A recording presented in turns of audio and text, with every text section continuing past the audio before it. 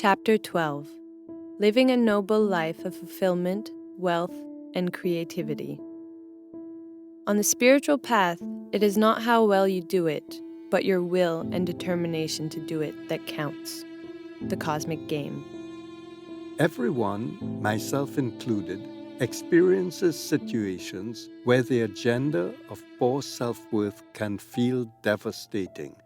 It affects us at all aspects of our being. Research shows that experiencing negative emotions impacts us biochemically. Our immune system becomes challenged and it responds as if it is under attack. Behaviorally, mentally, every aspect of our being struggles when we are experiencing this agenda. If we can practice the qualities of living a noble life, we will create diversions that keep us shifting from being stuck in poor self-worth to having confidence about the goodness within. Here is a list of the qualities to practice. 1. Humility. Way one portrays oneself, blending qualities so that none really stands out, not calling attention to oneself. 2.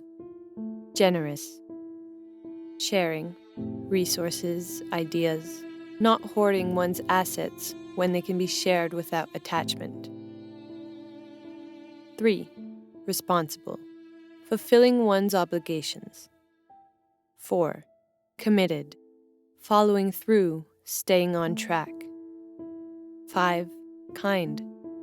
Extending oneself appropriately to help or support others. 6. Forgiving. Not holding resentments. 7. Gratitude. For one's own bounties. 8. Gracious. Accepting the shortcomings of others and oneself. 9. Truthful. Knowing and being aware of your own truth. Having the foresight to express your truth in ways that would not harm others. Here is how you address it. 1. Consciously practice all 9 qualities a minimum of once a day. Just for a few seconds, identify each quality and consciously practice it. The ideal situation would be with someone who is present. There may be someone who needs a kind word of encouragement. They may be going through a difficult life situation. A friend may be going through a relationship breakup. Acknowledge to them how you admire the way they are managing this difficult situation. 2. Train yourself to observe others in your life. Everyone struggles. We are often caught up with our own dilemmas. You'll be surprised at how you can be ignorant of what's going on with others. Be patient and gentle with yourself. Begin slowly with a few qualities and then expand to others. You may have difficulty identifying with someone who is present with you in the moment. Identify who is not present and talk to him or her.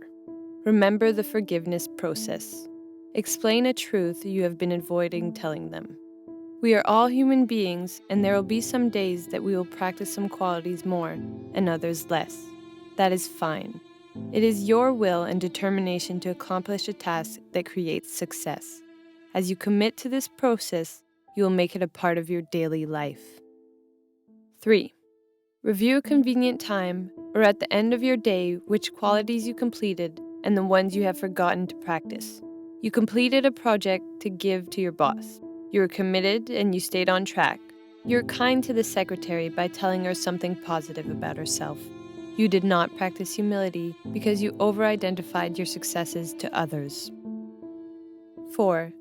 Make a commitment to complete the next day those qualities that you forgot and include the ones that you practice. You could consciously avoid encouraging an issue that called attention to yourself. You may have been the one who was responsible for the majority of the success project. Identify and acknowledge the others who played a role. Practice humility. These qualities are simple to understand and easy to do just for a few seconds each day. I observed as I practiced, I was able to complete all 9 regularly.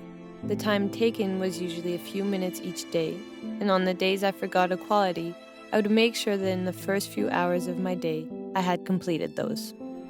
5. Simply put on a calendar or memo pad how many qualities you practice each day. For example, if you completed 6 of them, put 6 out of 9. Over a designated period of time, review, and progress.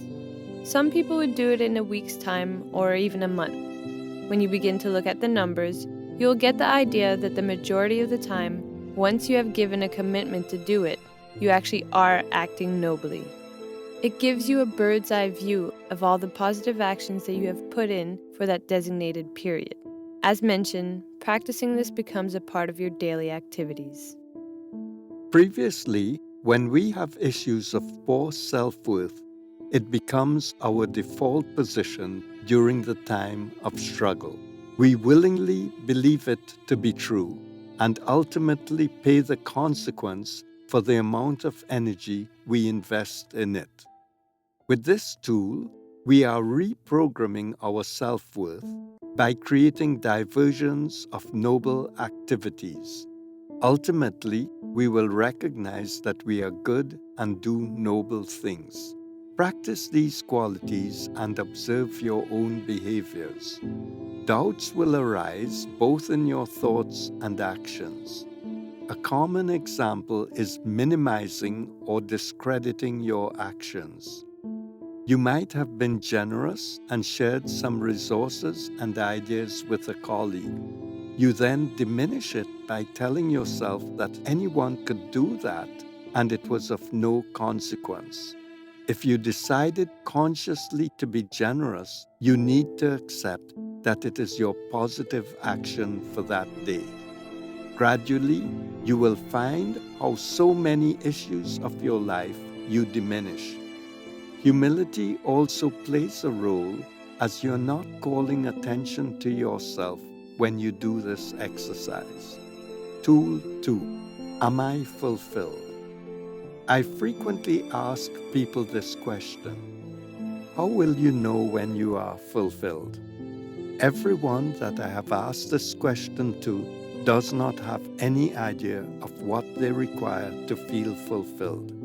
If we do not know how we can reach that stage of fulfillment, we will wander around dealing with each issue and not be able to put it into a bigger picture. It is the improv behavior that was talked about in Chapter 1. So here is what I would like you to do. I would like you to ask yourself as you address each category, out of 100%, what percentage of this category do you feel fulfilled? Go with your first intuitive amount that comes to your mind. Once you get into your head and begin analyzing it, you are going to derail yourself. If you have not answered it in less than 5 seconds, then go on to the next item. I have had people who became irritable with me saying that I would not give them enough time to answer the question properly. I stand by my rule. Practice this. After all, you are entitled to tell yourself the first intuitive amount because you are not sharing it with anyone else. Here are the categories. Practice the ones that are applicable in your life. 1. Spouse. What percentage is your satisfaction with your relationship? Yes, I know that it varies from day to day. Identify your truth at that moment. 2. Children. What percentage amount do you feel fulfilled with your children? 3. Family. Write down the percentage of fulfillment that you feel your relationship with them. Choose the family members that you would like to have in your life. So if you find your Uncle Paul is mean and highly critical, do not consider him. You are simply connecting with those that you would like to have a relationship with. Be intuitive. 4. Wealth. Out of 100%, what amount do you feel fulfilled with your wealth? Put that down. 5. Social. Again, put a value for how you feel fulfilled with your friends that you choose to cultivate.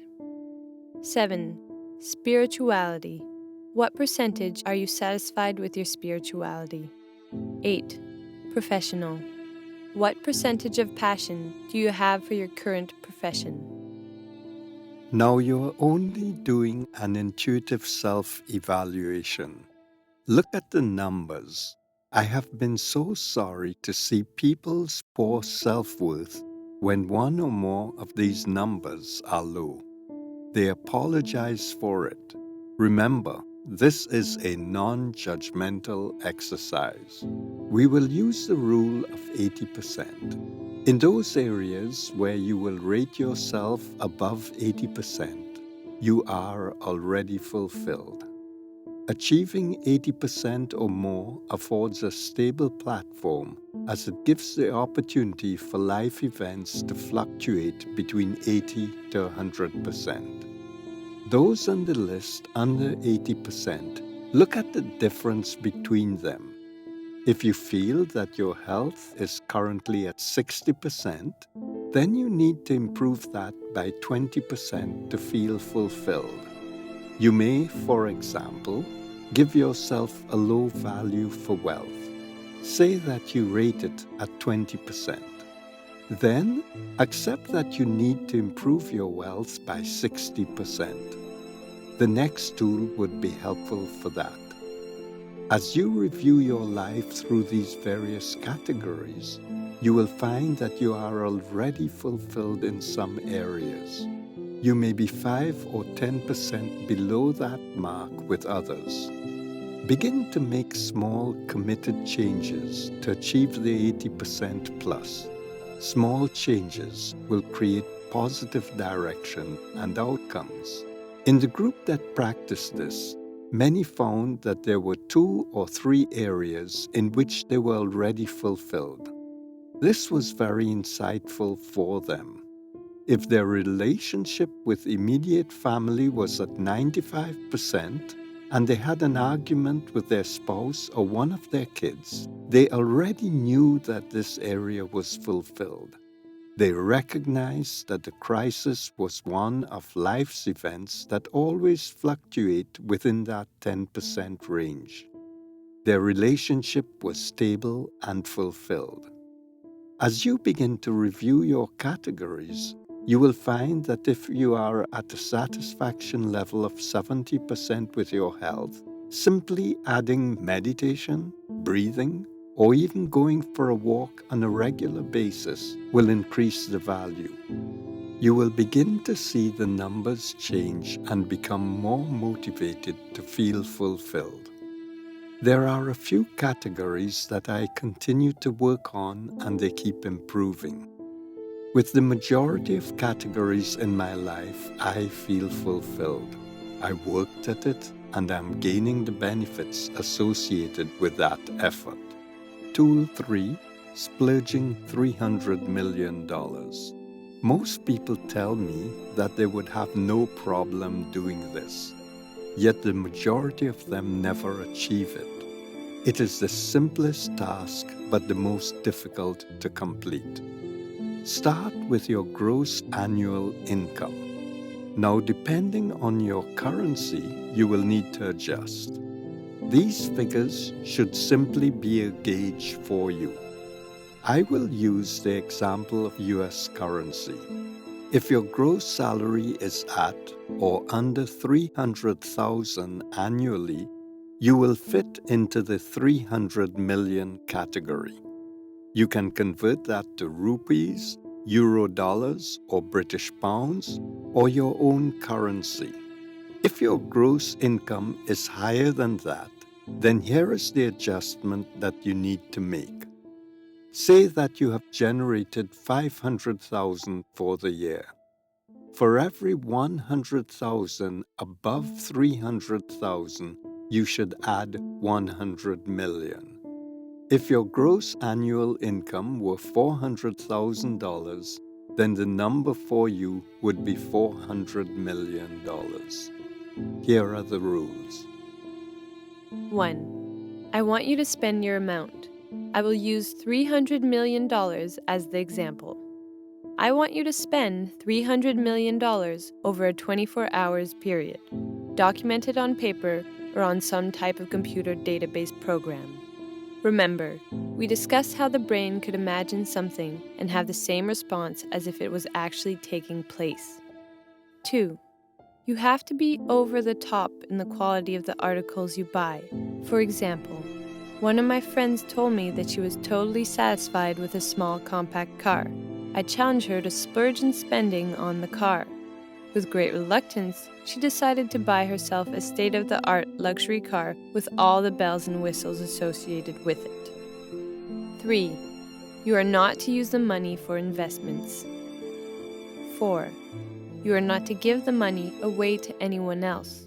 You simply have to go on a spending spree and buy the top items in any category that you choose. 5. Whatever you spend on luxury items, it has to be realistic to the actual cost of that item. If you were buying a Ferrari, the amount would be appropriate to the value of that car.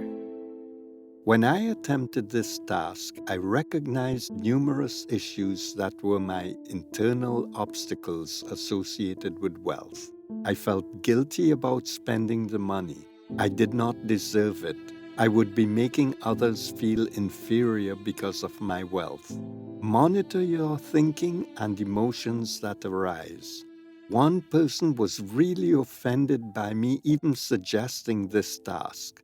They felt that it was morally wrong and that money should not be considered in that way. Whatever takes place internally is what we need to address. Here is how you prepare for this great spending spree. Remember, you are simply doing it on paper. If you have difficulty doing this with no one else being aware, you have really shut the door on the opportunity to expose yourself to wealth. Decide what you want. If you would like a luxury house on a beachfront property anywhere in the world, go on the internet and look for luxury beachfront houses for that area. Find the one that intuitively you feel comfortable with. When I was looking, I saw a list of luxury oceanfront homes. One that really impressed me was worth just under $13 million Canadian. However, as I searched for others that were similar, I came across a house that was being listed for $7.4 million. I was very attracted to that house. That is the one I chose. When you look at the cost of buying a house, you can also add the income tax which may show on the listing. Put a certain amount towards furnishing the house with luxury items. You could go shopping on Fifth Avenue, New York, or wherever you want. Itemize those. If you are going to be hiring a chef for yourself, look at the top salary per year for the chef of your choice and add that to the amount associated with the house. Whenever you add the salary of an employee associated with that item, you would consider that person's salary for 1 year only. Your mind tells you to hire a massage therapist for the year because it will help your spouse. That choice is not valid. Remember that you cannot give any of the value to someone else. If you buy a private jet, of course your family will travel in it. You need to make sure that it is what you really want for yourself. The internet is really wonderful and easy for your preparatory work. Buy a yacht, put the salary of the crew that you need, and add 1 year of maintenance for it. After the preparatory period where you have looked at homes, vehicles, a yacht, private jet, jewelry, and anything else that you would like, then put aside a dedicated time. Within 24 hours, put all your choices together until you have crossed the $300 million mark. I have a friend who was quite proud that she was able to spend $297 million. When I reminded her that she needed to spend $300 million, she was surprised that she had not completed her task. If you found yourself in a similar situation, Add $100 million for the next time you attempt it. So my friend was asked to return and prepare to spend $400 million on the second occasion. I decided that I loved to travel and I dreamed of spending more than just a brief holiday in different countries. I therefore looked for apartments or houses in those countries. I looked at what type of car I would like and I added that to the amount. For example, I would love to spend weeks in London, England. I enjoy the arts and museums, and Great Britain is a place that anyone can spend months and yet not be bored. I found an apartment in London, and I decided that I would buy a Bentley to tour around the city. I also wanted a sports car at that locale, so I purchased an Aston Martin as well. I figured out the price for car insurance and maintenance for 1 year. Hopefully, you get the idea. I have found that people who accept their wealth truly believe that it costs less to obtain something they desire. For people who struggle with wealth, they believe that it costs more than the actual value. This exercise will provide you with an opportunity to look at all the different conversations you have with yourself. Many people did not complete this exercise. Those who did described it as a very insightful technique to be aware of all the obstacles they created within themselves. They described that they were less anxious around money and less fearful that they would not have it. There seemed to be a process of surrender for them. Tool 4. The Dream Diary. We create if we have a strong desire with an equally strong emotion. I call it the popcorn effect. The corn is the desire and the heat is the emotion. Put both of them together and the corn pops. This was an exercise that many followed through with. They recount that when they look back, that many of the wishes that they documented actually took place over time. Select a special book or diary to write in. Choose one you can travel with or take to work. The entry should be brief and general. It should express desires and emotions without getting specific. Here is an example. 23rd December 2012. Today, my family is safe and healthy. I'm in a passionate job and I have an abundance of health and wealth. My spirituality progresses wonderfully and all aspects of my life are fulfilled. I live in a wonderful home, travel wherever I want. I have lots of wonderful friends and I practice charity every day. I enjoy peace, joy, love, compassion, hope, and surrender. The divine blesses me. An entry like this does not take a lot of time. It is the last thing that I do before leaving work. You can write it in your own words.